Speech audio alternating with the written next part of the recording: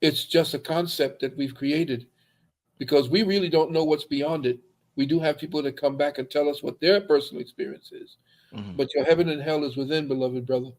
mm, Find that mm. space, that equilibrium. And that's what they talk about, walking the straight and narrow. You don't fall into heaven because that's the stasis. You don't fall into hell because that's destructive. You walk the pattern of the straight and narrow, and then you veer off every now and then. You lean from right to left, but Mm. it's always staying on the straight and narrow. Indeed, indeed. Next question, Doc, is asks about the Vatican burning down and its obelisk being struck by lightning this summer. Yeah, I heard about that. Yeah, well, essentially, um, the obelisk itself, which is the tekken, it's not really an obelisk, that's a Greek word. The Mhm. tekken is the ancient Kemetic word for it, was a lightning rod.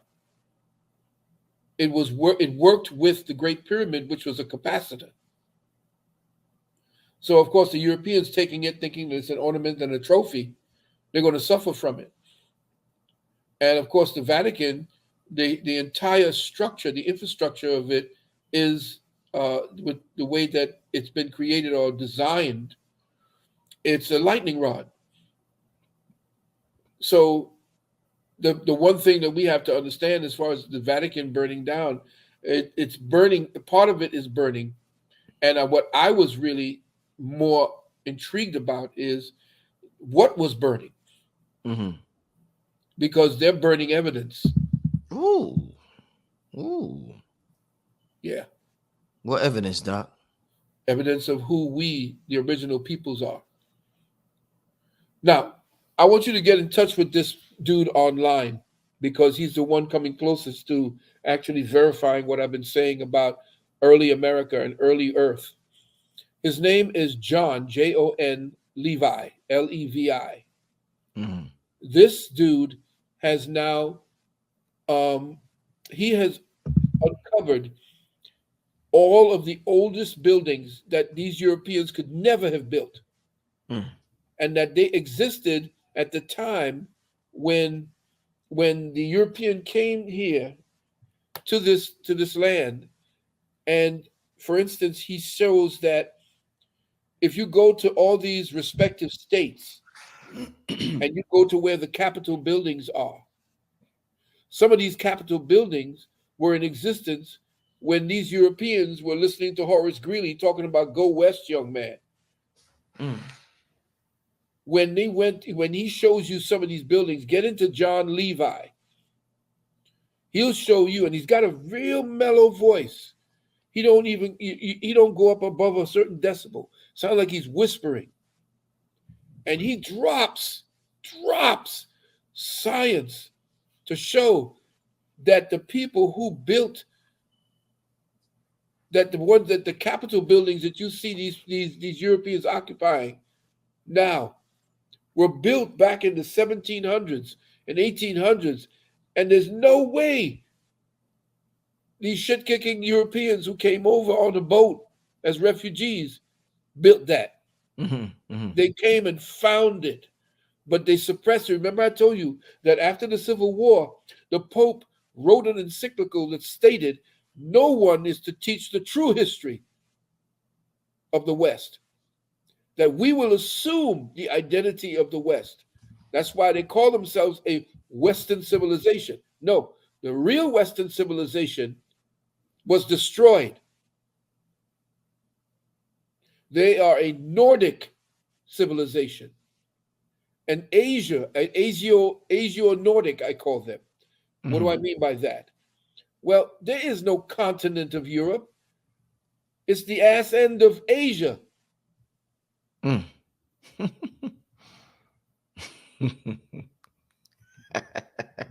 So Yo, you have, good, Doc. Oh man, and good, Doc. you see what I'm saying? Yes, sir. So Yes, they sir. changed everything, Yes, sir. Western civilization, so they've always co-opted and put themselves in that particular position. So European culture and civilization is not a Western civilization. And you got this guy. I like his style. Is I forgot his name, but he's a Canadian psychologist. Forgot his name, but he's excellent. But he's talking about it's the greatest civilization that ever existed on the planet. Yeah, for you, European, because you did it for yourself. First of all, you ripped off a lot of the inventions. You came in as a savage, destroyed the civilization that was there, assumed their identities. You know these Arabs ain't no real Egyptians. Why is it that everybody who conquered Kemet or Egypt call themselves Egyptians? Didn't you want to change it because you conquered it? Call it something that you know because that's how great you and your people were. Mm, They would want to assume your identity, like alien, mm, get into all of your secrets, and then estrange you, send you off into the wilderness where they came from. And then after generations of you being out in the wilderness, you really believe that that's what you were, a savage. mm. Anyway, that's me. I'm just renting. Sorry. Hey, man. Hey, Doc, man, we got I'm gonna ask about three more questions. Is that cool with you? Cool with me. I'm here Okay. for you, brother. Yes, sir. The next question, this is a hot topic floating around the internet right now. Ask Dr. Phil about this Anunnaki thing. Very hot topic. A lot of people are talking about the Anunnaki, the Nephilim. And I know you've touched on this in the past, but Yeah. what's the deal with the Anunnaki from Dr. Phil Valentine's? you know, Those please. those who from the high places came. In other words, they supposedly are the ones who were responsible for genetically engineering us into existence. Those who from the high plains or the high worlds or the high mountains, they're still speaking essentially about a set of people or a group of people that essentially came from the mountains of the moon, because that's where the beginning of ancient Kemetic uh, energies came from. They say these people came in from saucers and ships. Yeah, they probably did because their ancestors went forward and found the bridge, the light bridge that they call in Asgard, the Rainbow Bridge. They found a portal to go from one enconed or one endomed reality to another. And after the Great Destruction, which essentially was the tearing of the suture that you see up there that they call the Milky Way, which is what the ancient Mayans called Sibalba. That Milky Way that you see, that streak across there that they call it Nu, that was where the great waters came in and flooded out the old order. That's why they're finding today, they're excavating the land and the ocean to find great civilizations buried there. And the one that's supposed to have been the one to clear up in the Japanese language, because again, it's all Anunnaki, in the Japanese culture, they said that the one who healed the sky was not anyone who of the Anunnaki, that it was a goddess called Nuwa.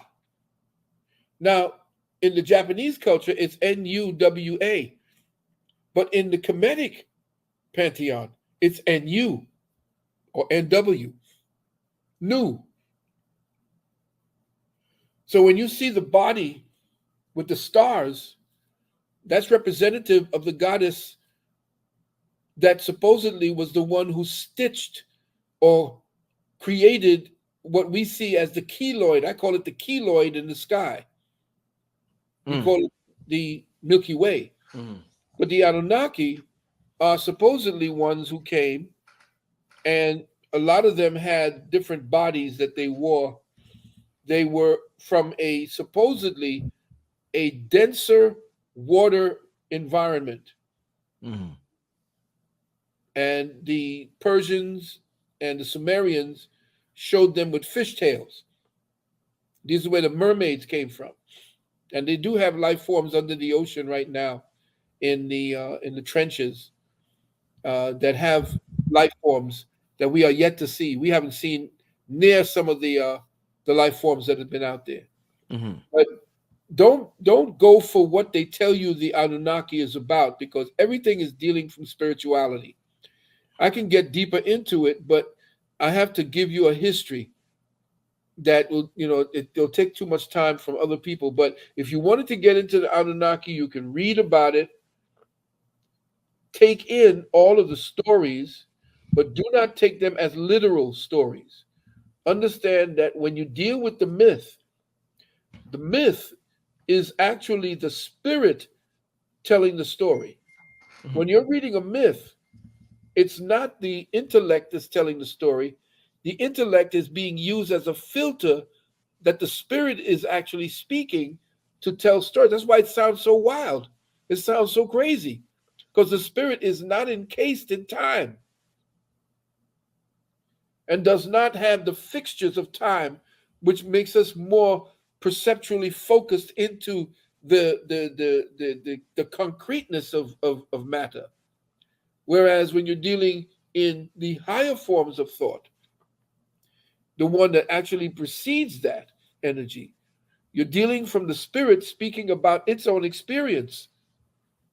So when you're looking at myth, you see all these fantastic people doing all these fantastic things. It's usually an inspired person tapping into what the spirit, going into meditative spaces, using the ayahuasca, using the peyote, using these different types of what they call them. Uh, well, you know what I'm talking about when I talk about the materials that the shamans used. Yeah. They're going into these places and they're meeting up with these so-called gods, but they're actually tapping into the akasha. They're tapping into the memory of those entities that lived before us. Some of them, remember, that memory is not about them taking on a body or a form. They were still in their ethereal forms. Because remember, this is the sixth root race we're going into from the first root race that fell. Mm-hmm. And now we're going back into the seventh root race, which is the one that creates the doorway back into a whole other reality, or the reality that we just keep tapping into, and people keep feeding us stories. And there are those of us who take those, because who's interpreting the Anunnaki for us? We keep reading what white people are talking about. Mm-hmm. Zachariah Stitching and all of that. Zachariah Sitchin is telling you this Yeah. is what is meant, and who is he? Well, Oh, Doctor York, what you talk? What do you think about what Doctor York had to say about the well, Anunnaki? I think that Dr. York pretty much put the black back into it, Mm-hmm. but I'm not sure essentially as far as the metaphysics of it. Mm-hmm. Again, he put a concreteness to that, which I really admire. Mm-hmm. But to me, the Anunnaki are us, and that it's a memory of what we were. Mm-hmm. And we're looking back at our own ancestry, Mm-hmm. and we're looking back and saying, well, these must have been some great ass, these motherfuckers were so, god damn, they're bad. They damn sure ain't us, because I can't do that anymore. Right. Right. Right. But everything that we see, we are the ancestors. Mm-hmm. And the children that are emanating from us. Remember, I told you about what the age of Hapi was, what do you call Aquarius? Mm-hmm. That's the time when I was down in Atlanta with Professor Griff, and we did a thing down there in Atlanta, and that's when brother Dave Chappelle came through, Mm-hmm. and I spoke about the fact that we don't actually look at and think about certain things that have to do with us and the greatness of ourselves. And I told you that when we channel into the age of Aquarius, that the age of Aquarius is the air age, and there is no solidity in the air. You can't grab air and hold on to it and have it as a substance. Well, that's when I say that's the age of the homosexual. When I said that back, what, 20 years ago? Mm-hmm. that the age of Hapi and the age of Aquarius was the age of Ganymede. Mm, Ganymede was the cupbearer and the booty for the gods. And what was out there at that time when you saw, you know, Slick, Snoop Dogg going around with a pimp cup? That was the age of Ganymede, mm, because Ganymede was a young boy kidnapped by Zeus, raped, and then passed around by the gods. And he must have been so good at the fact that the gods and the booty must have been so good that he made him the royal cupbearer for the gods. mm, So why is it that all of a sudden all these pimps came out with their cup and they were all in the music business? mm. And they Yeah, that place where all the whores are. yeah. But anyway, just to Mm, start knitting things together, don't look at what the European gives us on the basis of what his calcified pineal can only decipher. mm. You got to look beyond what it is, because our ancestors were talking from spirit realm, Yes, not sir. from what the dirt they dug up and say, oh, well, Leonardo was here. And, oh, look at what they did. No, always take what he gives you and read between the lines, Mm. especially when you're dealing with him giving you the Bible. Indeed. So, Indeed. Two more questions, Doc. One of them is from me. There was a comment that somebody said earlier that was on my mind after you told us. You was like, "Yo," you was like, "I'm 70 something," and I'm like, "Damn." I keep forgetting Doc is 70 something because you don't look 70 something. really? And it just made me think. I talked to Sarnetta the other day. Sarnetta said, "Yeah, Rich, I'm about to turn 60." I think he said 62. And I'm like, what the fuck? So I'm like, I mean, as black people, we always age well, we always look young, but it's extreme now. So somebody in the chat earlier said, Doc looks 40 and Rich looks 16. What the hell is we always look young, but this is some other shit, Doc. We look young now. We're Well, aging super slow now. yeah. Why? Doc, you don't look Doc, I remember when I was young seeing somebody who's 70 something. They Yeah, wasn't you, Doc. They was not you. yeah, no. Talk to me. What's going on, Doc? Well, the mindset you have Mm, is youth bearing. mm, For you, the the way we protect the message by giving it reverence, mm, the message protects us. So the more you speak truth, the mm, more you put it into a place of love and convey it from that place, mm, you can't age. Yes, you do. You become older, but you get like wine. You age like wine.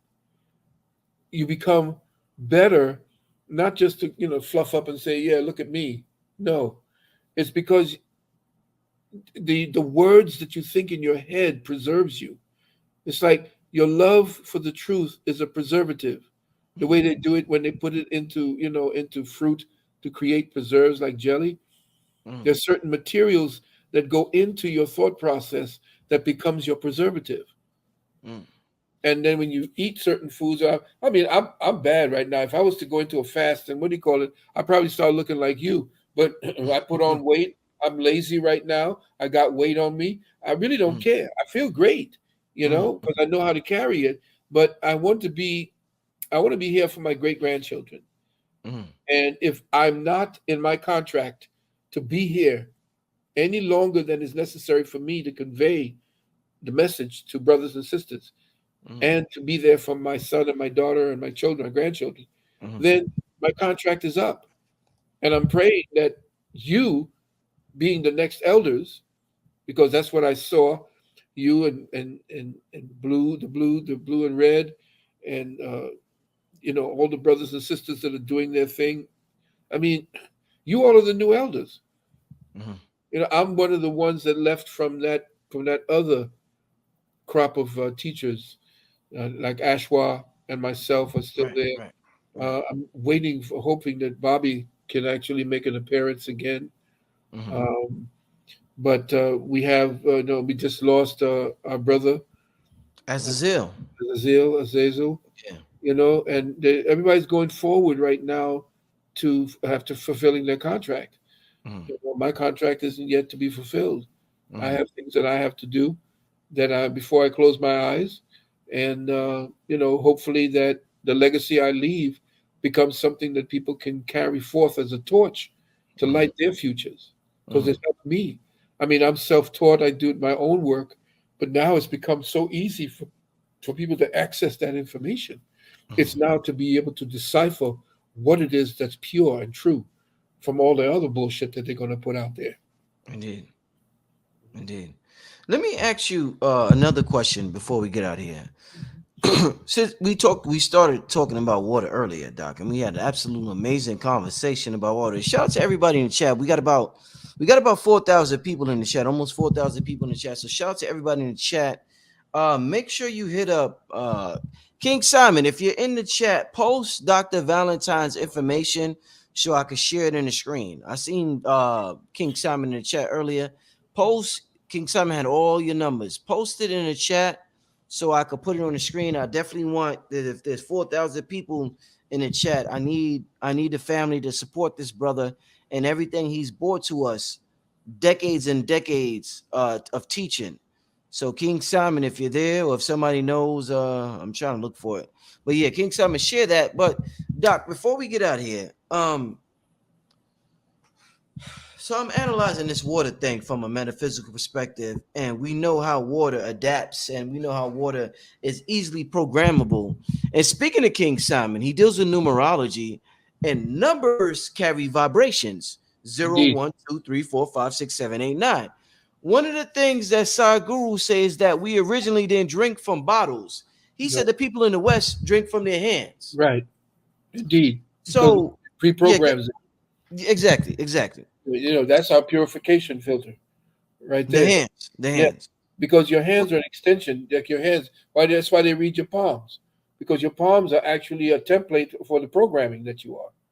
We look at that as being savage in the West, like, oh, he's drinking from his hands, and he's a savage. Ain't that We eat something? with our hands. We used to pre-program the food. With our hands. This energy was our hands. We didn't need the fork. The European created that fork because he was so Why? nasty. He was so nasty he couldn't touch the food. He had to use something to stick the food to eat with. You can get the book called Dirt.